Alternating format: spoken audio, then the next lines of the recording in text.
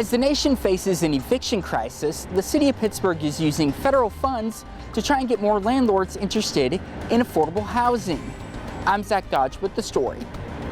Despite smaller class sizes with rotating in-person and online class days, some teachers are seeing their workload double. I'm Chris Warner with how teachers at Joplin High School are coping with the changes. The 4 states' most watched news starts now. The city of Pittsburgh is trying to help landlords take in more low-income residents as the nation faces an eviction crisis. This is KOAM News at 6. Data by the Aspen Institute shows more than 100,000 Kansans are facing eviction because of the economic strain caused by the pandemic. KOAM's Zach Dodge has how a new program in Pittsburgh is being implemented to help some of those people. Home has never been more important than during this pandemic. But with more than 80,000 Kansans still being unemployed in September, many can't make rent and are at risk of losing their homes. Once the eviction ban is lifted, we are expecting to see what has been called the eviction cliff. In the 8 years we've done this, it's definitely been the most challenging year we've had. Director of Housing and Community Development Quentin Holmes says they have more than 300 people in their Section 8 rental assistance program, which has shown a need, especially right now, for more affordable housing. We needed to find a way to attract new landlords to the program, and generally when we go to do a housing inspection, we have roughly a 52% failure rate on that inspection, and when that inspection fails, that prevents a tenant from moving in. So they're using CARES Act funds to start a program to give landlords $1,000 per unit to recoup costs of repairs so that more landlords will move forward with the Section 8 program. John Bartlow, a landlord who recently went through the process, thinks the program will help quite a bit. Maybe a piece of chip paint, or maybe changing out a receptacle from 3-prong back to 2-prong. There are some little things that are required that are definitely time consuming and also can consume some finances. So I think this incentive is a really great thing. So they hope to keep more people in their homes by getting them into homes they can afford. As much as we can help soften that here in Pittsburgh, that's what we're going to do. In Pittsburgh, Zach Dodge, KOAM News. The city received $30,000 in CARES Act funding for that program. A Missouri appeals court says voters are not permitted to return their mail-in ballots in person. The 8th Circuit Court ruling means mail-in ballots must be returned to election officials through the U.S. mail. Missouri Attorney General Eric Schmidt argued in a legal filing that changing the rules for mail-in voting after it was already started would confuse voters. St. Louis-based nonprofit, the Organization for Black Struggle, filed the lawsuit against the state's mail ballot restrictions.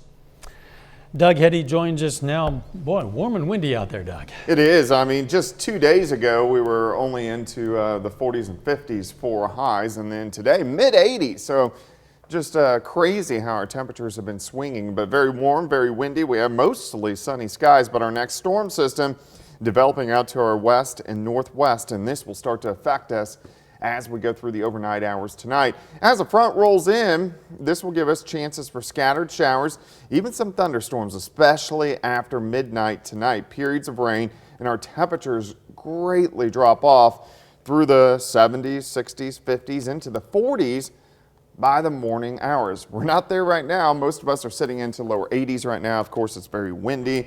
We have these south winds kicking in at about 15 to 25. Gusts have been over 30 miles per hour.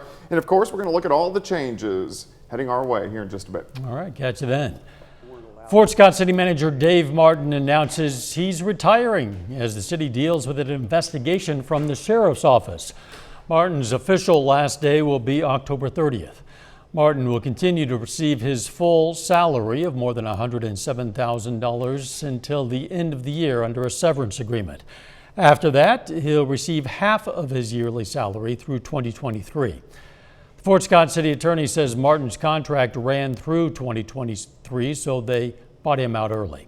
His retirement comes as city employees are under investigation for official misconduct and misappropriation of funds. City officials say Martin will continue to cooperate with that investigation.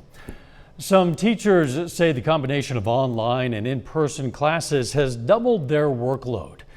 KOAM's Chris Warner spoke with 2 Joplin High School teachers to see how they're handling the changes.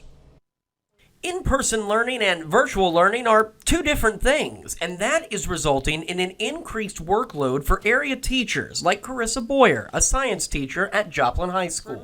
Kind of the day-to-day tasks have doubled because you have to keep track of the kids that are at home and the kids that are here.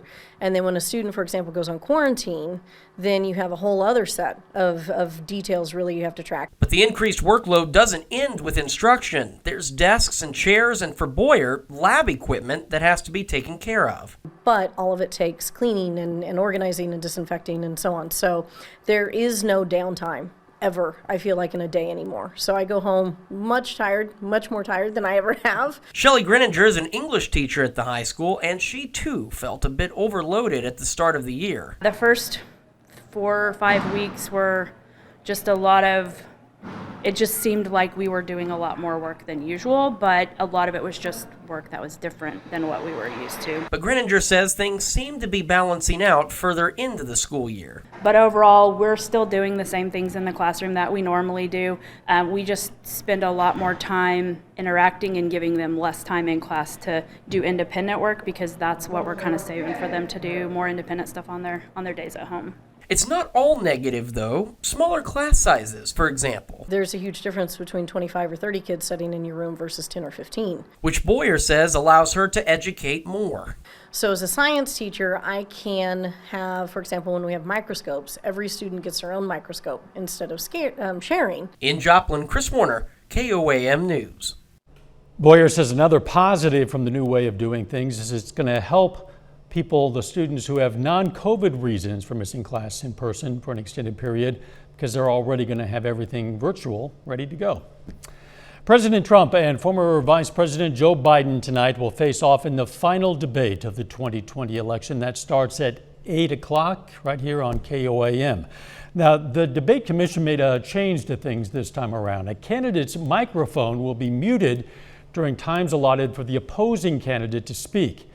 And that's the subject of tonight's KOAM News Now Instapoll question. Which side will benefit most from that mute button? At this point, 23% say Donald Trump, 77% say Joe Biden. You can participate in the poll at koamnewsnow.com/vote or on the KOAM News app. We're going to check in on those numbers a little bit later in this newscast. Still ahead, a Northeast Oklahoma girl and her family celebrate a victory in her battle with cancer. And the PSU event giving folks a taste of game day before the gorillas take the field. Again, tonight's presidential debate begins at 8 here on KOAM, and tonight a candidate's microphone will be muted during time allotted for the opposing candidate to speak.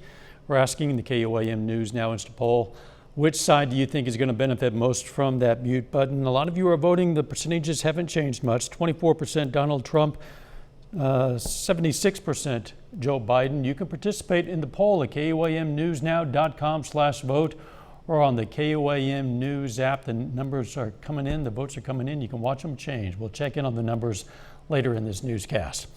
A girl in Quapaw, Oklahoma is celebrating coming home after a long battle with cancer. 11-year-old Miley Atakni spent 247 days at St. Jude Children's Hospital in Memphis, where she received an anonymous bone marrow transplant this summer. She's now in remission, and the community came together to show their love and support, welcoming her home with a police and fire escort. It means a lot to Miley and her family. It's wonderful to be home. It's wonderful to belong to a small community that supports you. They've been there the whole way, so it's great. It's great to be home. While Miley's mom knew about the big welcome home that friends and family had planned for her, it was a big surprise for Miley. Pitt State football team will take the field for the first time this season on the 31st, but you can get a little taste of game day before then. On the 29th, the Pride of the Plains Marching Band and PSU dance and cheer teams are hosting the Pride of the Plains Band Review at Carney Smith Stadium. It's free, but tickets are limited to 200 people. I think it's definitely something that's going to uplift the community because with the lack of, like, since this is a college town, one of the big thing is football games. But because of the lack of that, I feel like this could definitely be something that could kind of lighten the mood.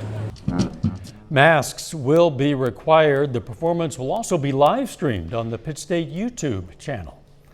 A little bit later, the son of a Missouri nursing home resident says more needs to be done to protect his father and other residents from a COVID-19 outbreak. Plus, we have rain developing and a very strong cold front heading toward us. Those details coming up.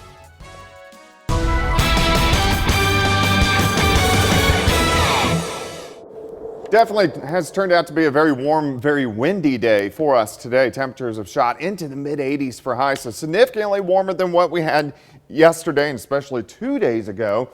Great shot looking off toward the east, actually from our station, as the sun begins to set as our daylight hours keep shrinking up, or evening daylight hours keep shrinking up on us. But it looks pretty good. It's 81, south winds at 20 to 25, humidity is at 47%. Most of us around the metro are sitting near 80 to about 82 degrees, and this is pretty consistent across the entire four-state area. Most of us in that kind of 80 to about 82 degree range. Very windy, strong south winds, 15 to 20, 25 miles per hour at times, and then you factor in the wind gusts. We've been getting the gust all the way up 30 to about 35, even pushing 40 miles per hour at times. As we work back through the evening hours, we'll drop back through the 70s down to about 71 by midnight, but eventually by the time you get up tomorrow morning, we will drop all the way down into the 40s for, I guess, what you can call overnight lows, and really just kind of stick there.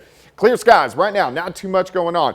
To our north, this is our developing storm system all the way back through northeastern Kansas. You can see this wind shift line right here. That's our strong, powerful front.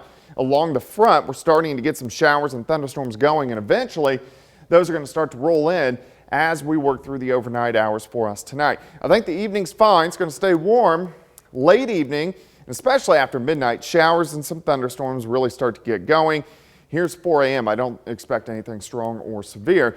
And then periods of rain continue to roll through. Here's 8:30 in the morning. You can see everybody's in the 40s at this time. Rain continues through the morning hours. Here's 1 p.m. So I think most of the afternoon is just going to be cloudy. We may rebound a little bit into the mid to upper 40s for highs, afternoon highs, but that's it. 43 by noon, high temp right around 47 degrees during the afternoon. Clouds stick around tomorrow night, mostly cloudy skies, mid 30s. So we're going to get a frost once again. And then as we work into Saturday, just mostly cloudy skies. I think a little bit warmer as we should rebound lower 50s for highs, but it's still going to be a pretty cold day on Saturday. Then our next storm system begins to roll in right behind that. First, rainfall with this first one tonight into tomorrow morning. We need the rain. We'll take whatever we can get, but I think most areas 2/10, maybe 3/10 of an inch, so around 1/4 of an inch of rain. Here comes our next system Sunday. Temperatures warm a little bit more, near 60. Rain develops late in the day. Rain continues Sunday night into Monday. Monday's going to be very cold into the 40s. You can see the snow and the freezing rain really just to the west. Then another wave rolls in by Tuesday. This has a better shot to give us a little bit of sleet and snow mixing in. So it gets kind of wild over the next week as our pattern continues to pick up. 47 tomorrow afternoon. Of course, in the morning we'll be in the 50s, but drop. 53 Saturday, 62 on Sunday with rain increasing. 42 on Monday with rain, and then sleet and rain on Tuesday, which is kind of crazy to see before Halloween. Yeah. Bye-bye summer. Yeah, bye-bye fall. I guess. Thanks, Chuck. Still ahead, nearly 100 residents in a Missouri nursing home have tested positive for COVID-19. We're going to hear from the son of one of those residents who says more needs to be done to protect his father and other residents. Checking back in on the KOAM News Now Insta poll. Which side do you think will benefit most from the mute button at tonight's presidential debate? The percentages have fluctuated a little, but not much. Roughly 1/4% say President Trump. The rest say Joe Biden, 76% Joe Biden. You can participate in the poll at KOAMnewsnow.com/vote or on the KOAM News app. And we're going to check in on the final numbers here in a bit. Nearly 100 patients and more than 40 staff members have been infected in a coronavirus outbreak at a Kansas City nursing home. Kansas City, Missouri. One man whose father is at that Garden Valley Healthcare Center says more needs to be done to address the outbreak. Andre Gutierrez has the story. The outbreak at the Garden Valley Healthcare Center began when a positive result showed up during weekly testing on September 15th. Over the course of a month, the Kansas City, Missouri Health Department says cases multiplied, with 98 COVID-19 positive patients at the 156-bed facility, as well as 44 staff members who have tested positive. 3 people have died. I just want to make sure my dad's okay. This man asked us to conceal his identity, fearing his dad will face retaliation from the facility for speaking with us. He says the robocalls his family receives from the facility aren't adequate. But it doesn't really say anything except the numbers. And the numbers are pretty disturbing. So far, his dad has tested negative for COVID-19, but wishes he could get clear answers from staff. Communication is the key. And so far, they get an F for the communication. Because you call up there, it goes to voicemail. We talked about those concerns with Fred Stratman with Communicare, the company that owns the facility. But the reality is that we have staff and we need them to be providing care. And, you know, it's an unfortunate priority that we have that we're not able to answer every phone call in a timely fashion. And we understand it's frustrating for the families, but we're doing the best we can in those circumstances. Word of this outbreak comes 2 days after the association that represents nursing and assisted living facilities warned of another spike of COVID-19 cases due to community spread. Stratman says they've followed a number of COVID-19 protocols. Currently, there's an isolation wing for those patients who have tested positive and observation units for those who may have been exposed and are awaiting test results. He says of the 98 who have tested positive during this outbreak, many have recovered, with only 24 people who remain in the isolation wing. Again, that was Andre Gutierrez reporting. A final check on the weather is next. Take a moment to honor a local veteran, Seaman First Class Richard Sylvester Keenan. The Chanute, Kansas native served in the U.S. Navy, and we are proud to salute Seaman First Class Richard Sylvester Keenan. He's tonight's 4-state hero. Final check on the KOAM News Now Instapoll. Which side do you think will benefit most from the mute button at tonight's presidential debate? The overwhelming majority of you, 76%, say Joe Biden will benefit the most. The poll is now closed. Thanks for participating, all of you. A new mural honors the late Ruth Bader Ginsburg in Kansas City, Missouri. Power and energy and yet subtlety at the same time. The creators wanted to put a spotlight on the impact she left behind. The business owner, Judy Ray, says since she had the mural created, people have come from far and wide to see it. Ginsburg, of course, died last month after a battle with pancreatic cancer. She was 87 years old. Feels like summer out there has for the last couple of days, but not much longer, Doug Eddy. No, we're going to have big changes rolling in, but at least the next couple hours, we're going to stay very warm. We're still near 80 right now, those strong southerly winds. Rain increases, especially after midnight for us tonight. We're going to drop back into the 50s by morning. We'll continue to have showers until about the noon hour, but we're going to hold into the 40s most of the day. We dry out a bit on Saturday, but a high temp of only 53 degrees. Again, the presidential debate begins at 8 here on KOAM. We're going to see you right back here at 10. Let's take care of ourselves and each other.